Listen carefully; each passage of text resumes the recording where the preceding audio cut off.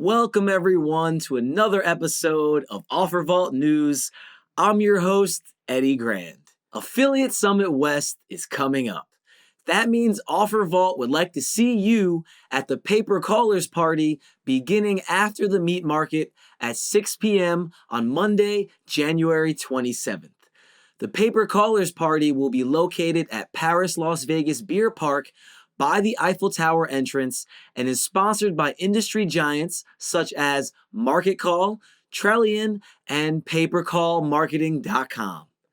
Brought to you by OfferVault and hosted by Ringba, hands down the best platform for pay per call in the business, this is a party you're not going to want to miss. If you're in pay per call and you don't work with Ringba, you need to talk to them now. Hit up sales@ringba.com. Also, come see me in the OfferVault VIP Lounge at ASW. I'll be interviewing people for OfferVault TV and will promote your brand on our channel for free. I'll see you there.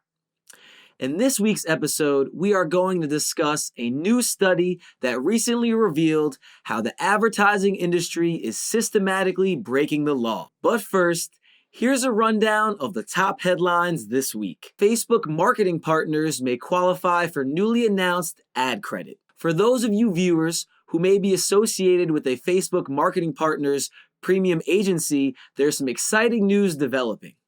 If your business manager account's qualified spend grows over 5% quarter over quarter, then you may qualify for up to $10,000 per quarter per account in ad credits. According to the Facebook Marketing Partners Frequently Asked Questions page, in order to unlock advertiser promotional offers, your business manager's qualified spend should grow more than 5% quarter over quarter. The opt-in window for promotional offers will begin in April 2020 for qualifying partners. Starting in April 2020, qualifying advertisers of qualifying premium agencies earn coupons as evaluated by amount spent. The coupon amount will be calculated as 20% of the amount spent on feed and stories placements and will have a max limit of $10,000 per quarter per ad account. Does this latest promotion impact your FMP agency account at all? Do you plan on applying after the April 2020 opt-in period begins? What are your thoughts about this latest effort to amplify ad agency spends? Let us know in the comments section below. We have another story emerging from Facebook land this week. Facebook won't push through with plans to put ads in WhatsApp. Instead of moving forward with ads on the platform, WhatsApp will reportedly focus on continuing to build its business features for now. The company apparently disbanded the team it formed to find the most effective ways to integrate ads into the service. It also removed the team's work from WhatsApp's code. Back in 2018, the social network announced that it was going to put ads in the messaging app's status feature to serve as its primary means of monetization. The Wall Street Journal suggests that was a major factor in the WhatsApp founders' decision to leave the company. The founders have a strong stance against the use of advertisements on the app. In a 2012 post on the app's blog, they called ads insults to your intelligence, and they said they wanted to make something that wasn't just another ad clearinghouse. Jan Koum left in 2018, a few months before Facebook announced its plans to put ads in WhatsApp statuses. His fellow co-founder, Brian Acton, left a year earlier, even tweeting #delete Facebook after the Cambridge Analytica scandal blew up. It's not entirely clear how Facebook plans on moving forward with advertising for WhatsApp. The Wall Street Journal reports those efforts are now on ice and that it plans at some point to introduce ads to status. So the app may still show ads in the future. But for now, WhatsApp is reportedly focusing on building out more features for its business users. A lot of people in developing nations utilize WhatsApp for their businesses, which is why the company has been rolling out features and tools for them to use for a while now. WhatsApp released a dedicated customer service app in 2018 and more recently launched the ability to create product catalogs within the application. What do you guys think? Should Facebook go through with its plans to put ads on WhatsApp? Comment your thoughts below. Google plans to drop Chrome support for tracking cookies by 2022.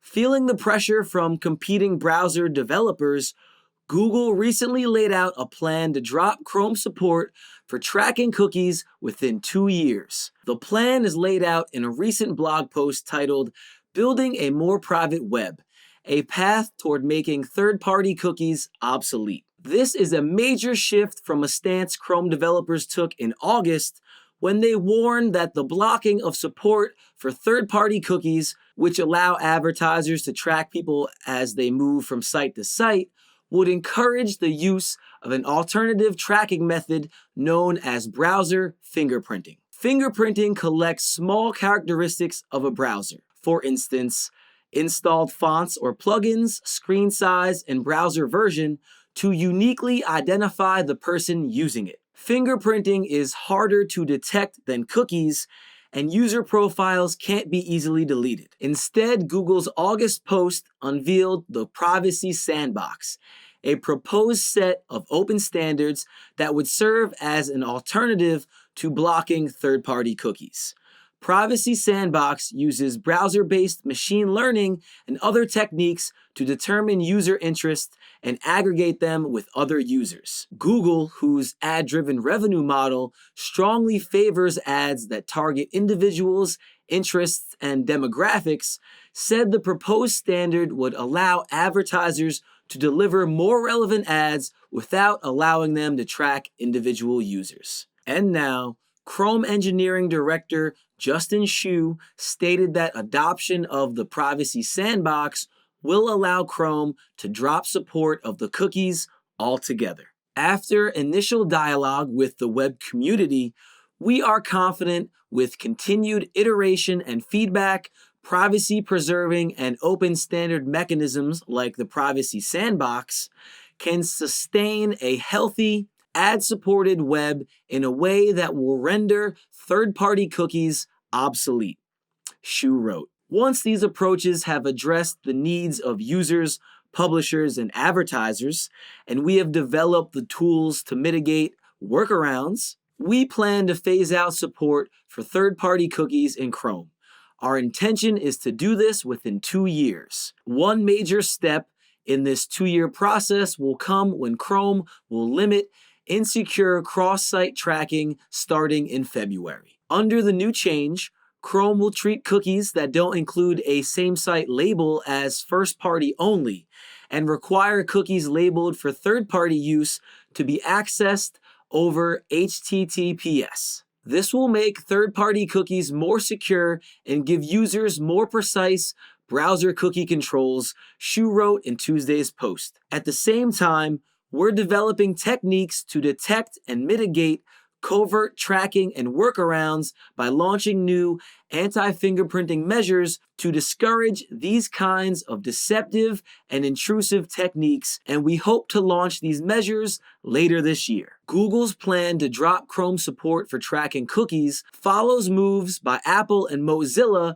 to block tracking cookies in Safari and Firefox, respectively. Google's phasing out of tracking cookie support came after complaints that the Privacy Sandbox proposal didn't go far enough in protecting the privacy of Chrome users. As of right now, the Privacy Sandbox remains a work in progress with little or nothing tangible to assess its merits. But Google has already received positive feedback for their plans to phase out support for tracking cookies. How will these new changes to Google Chrome impact the industry?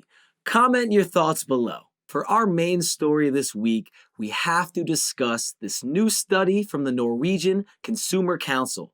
Their research has uncovered that the advertising industry is systematically breaking the law. A new report from the Norwegian Consumer Council claims that the online advertising industry is behind comprehensive illegal collection and indiscriminate use of personal data. Based on their findings, more than 20 consumer and civil society organizations in Europe and from around the world are urging their relevant authorities to investigate the alleged practices of the online advertising industry. The report illustrates how every time we use mobile apps, hundreds of third-party entities are receiving personal data about our interests, habits, and behavior. This information is then used to profile consumers, which can, of course, then be used for targeted advertising, but it can also be used for discrimination, manipulation, and exploitation. All of these practices are illegal and are part of a growing online security threat that currently seems to remain rampant and out of control. The extent of tracking makes it impossible for us to make informed choices about how our personal data is collected, shared, and used, says Finn Mierstad, Director of Digital Policy in the Norwegian Consumer Council. In response, the council just filed complaints against Grindr and 5 other companies that were receiving personal data through the app. These are the third-party companies: Twitter's MoPub, AT&T's AppNexus, OpenX, AdColony, and Smato. The complaints are directed to the Norwegian Data Protection Authority for breaches of the General Data Protection Regulation. Here's what happens. Every time you open an app, the report features Grindr as an example, advertising networks get incredibly detailed information about you, including your GPS location, device identifiers, and even the fact that you're using a dating app. The European Union's data protection law is a powerful tool to defend consumers against companies who do not respect their privacy.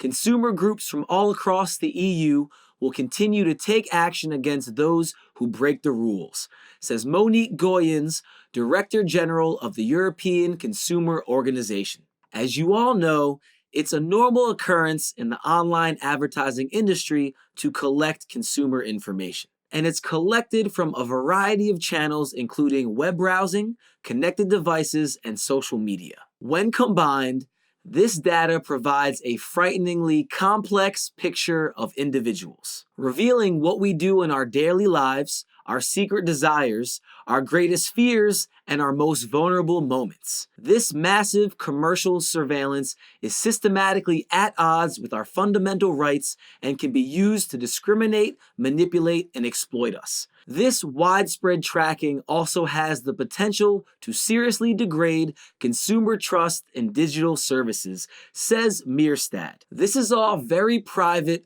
personal information, and it's often being mishandled, as the NCC report illustrates. That data in the wrong hands can pose a serious threat to consumers. So how are these invasions of online privacy able to keep happening? Well, it's because we as consumers keep allowing them to. Everyone says they want their private information protected, but when we open up an app and that window pops up, this app would like to access your location, what do most of us do? We click allow. And then another window pops up. This app would like to access your microphone. We click allow again. This app would like to access your photos. Click allow. This app would like to access your contacts. We click allow. We just allow these apps to access all of that information. Now they know what we want before we even want it. And the only reason we do it is because we want to be able to fully use the app.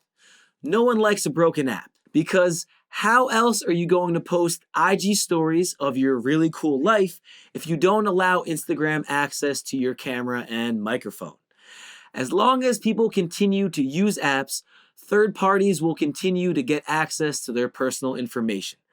That's just part of the online advertising industry. The elephant in the room is the rampant, illegal misuse of consumer information. There's very few actions consumers can take to limit or prevent the massive tracking and data sharing that's ubiquitous on the web, mobile, and other apps? Is it time for authorities to take more proactive measures to protect consumers against the illegal exploitation of their personal data? We'd like to know what our OfferVault community thinks about this topic.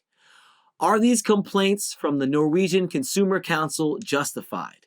What can consumers do to more effectively protect their consumer information? Let us know your thoughts and ideas by joining the conversation in our OfferVault official Facebook group. As always, I'm your host, Eddie Grand, and I want you to tell us about people running scams. People who didn't pay.